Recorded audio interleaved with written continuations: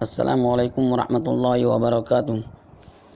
بٹات کے مسلمان بھائیوں سے گزارش ہے کہ الحمدللہ قرآن شریف کی تراویح 7.5 پارے کی 5 دن کی بجائے 4 دن کی شروع ہو چکے ہیں۔ الحمدللہ تمام مسلمان بھائیوں سے دعا ہے، گزارش ہے کہ دعا کریں۔ جیو بھائی بھی آنا چاہتے ہیں وہ آ سکتے ہیں، 1 دن کے لیے 2 دن کے لیے، کچھ رکعتوں کے لیے بھی آ سکتے ہیں، کوئی قید نہیں ہے۔ قرآن شریف سننے کی نیت سے آوے، اور جب قرآن شریف 25 کی رات کو پورا ہوگا انشاءاللہ تو اس میں دعا میں بھی شرکت کریں۔ دعا جو ہے ہمارا ہتھیار ہے، اور قرآن شریف کے پورا ہونے پر دعا قبول ہونے کا وعدہ ہے اللہ کا۔ جس طریقے سے رمضان المبارک کا وعدہ جمعہ کے دن 2 خطبے کے بیچ میں دل سے جو دعا کے مانگی جائے اس کا قبولیت کا وعدہ، رمضان المبارک میں لیلۃ القدر کی رات کا وعدہ، عید کے دن کا وعدہ، جمعہ کے دن کا وعدہ، اس طریقے سے قرآن شریف پورا کرنے پر بھی دعا قبول ہونے کا اللہ کا وعدہ ہے۔ تو ہم دعا کے اندر ضرور شرکت کریں، اور قرآن کریم کی جہاں بھی محنت ہوتی ہو انشاءاللہ اللہ کی مدد آتی رہیں گی، لوگ اس میں جڑتے رہیں گے، لوگوں کا ساتھ سہکار ملتا رہے گا، جس لائن سے بھی ملے گا ہم ہر ایک کا شکر ادا کرتے ہیں اور کریں گے۔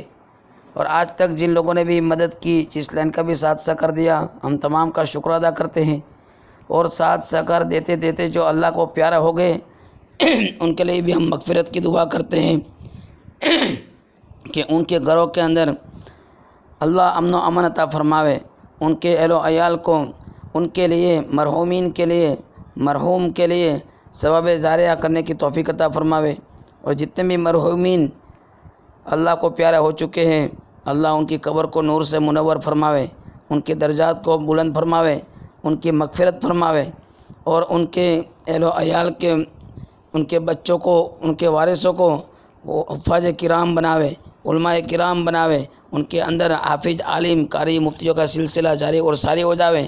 ہم انشاءاللہ دعا کرتے ہیں اور کرتے رہیں گے، اللہ سب کو قبول فرماوے۔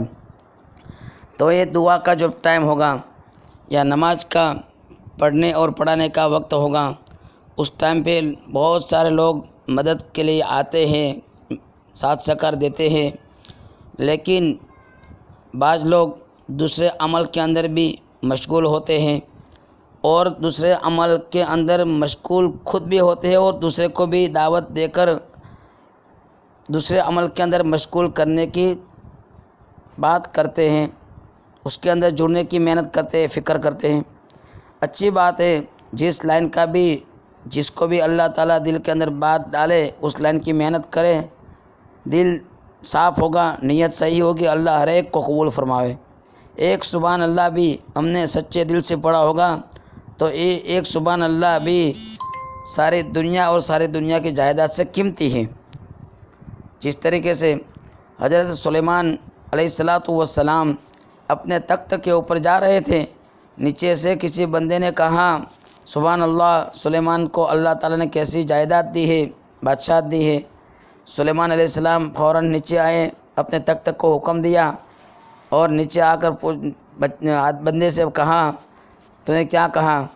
اس بندے نے کہا میں نے کچھ نہیں کیا، میں نے صرف اتنا کہا کہ اللہ تعالیٰ نے سلیمان علیہ السلام کو کتنی بادشاہت بڑی دی ہوئی ہے۔ تو سلیمان علیہ السلام نے کیا جواب دیا کہ تیرا سبحان اللہ قیامت کے دن کام میں آئے گا، اور یہ باقی رہے گا، اور میری جائیداد، یہ بادشاہت سب ختم ہو جائے گی۔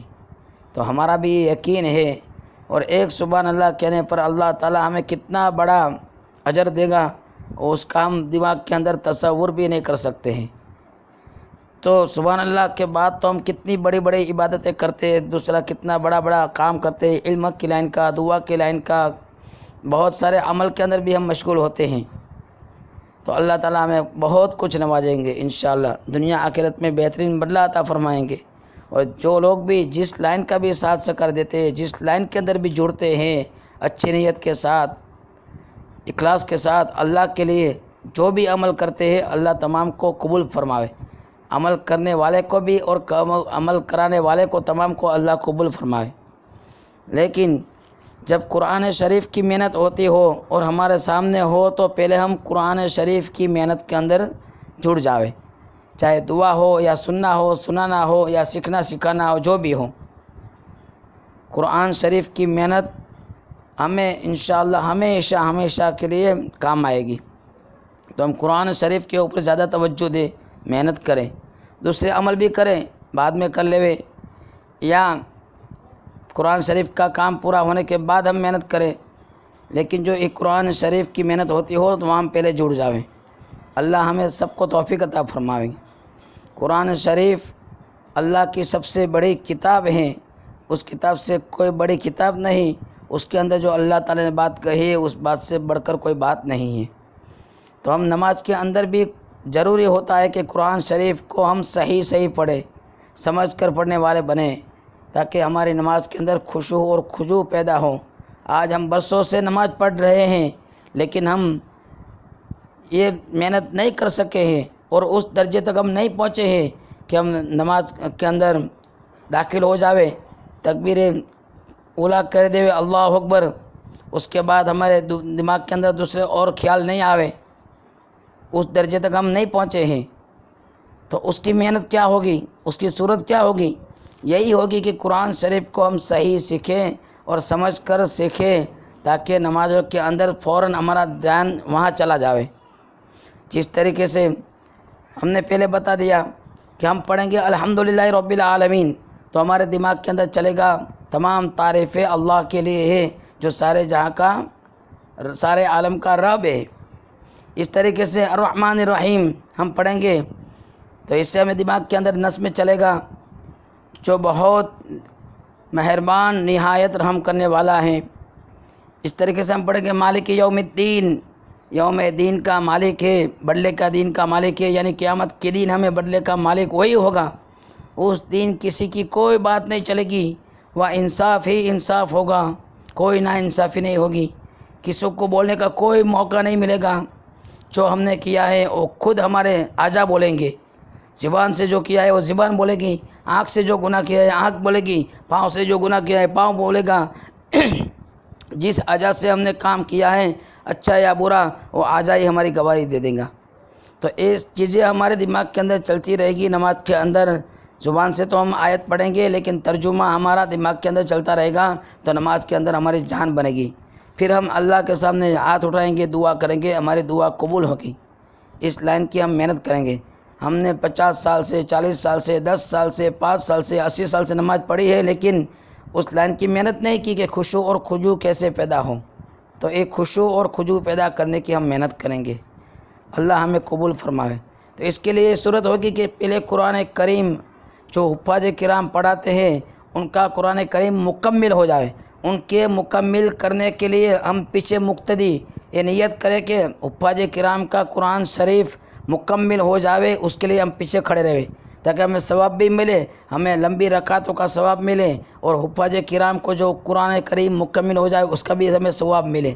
اس نیت سے ہم کریں گے تو اس کا بہت بڑا اجر ہوگا، اور ایک قرآن شریف کے ساتھ محبت ہوگی، ایک لگاؤ ہوگا، ایک قرآن کریم کے ساتھ ہماری نسبت ہوگی، اور قرآن کریم کا جو ہے مقصد ہوگا وہ پورا ہوگا، اور ہمارے گھروں کے اندر اللہ تعالیٰ اس برکت سے حفاظ کرام، علماء کرام ہمارے گھروں کے اندر، مفتیان کرام، دین کے داعی، دین کی داعیہ پیدا کریں گے ایک قرآن کریم کی برکت سے۔ ایمان کے بعد ہمیں سب سے پہلا کام کیا ہے؟ یہی کرنا ہے کہ قرآن شریف کو سیکھنا۔ نماز ایمان کے بعد سب سے پہلے نمبر پر فرائض ہے نماز۔ ایمان کے بعد جس نے بھی ایمان کے اندر داخل ہونا ہے اس کو پہلا کام یہ کرنا پڑے گا، نماز سیکھنے پڑے گی، اور عبادت کے اعتبار سے۔ لیکن نماز کے اندر بھی جو سیکھنا ہے، پڑھنا ہے، جو کرنا ہے اس کا علم بھی تو ہمیں ہو۔ اس کا علم کیسے ہم سیکھیں گے؟ علماء کرام سے ہم اس کا ترتیب بنائیں گے، ترتیب سیکھیں گے، فرائض، وضو کے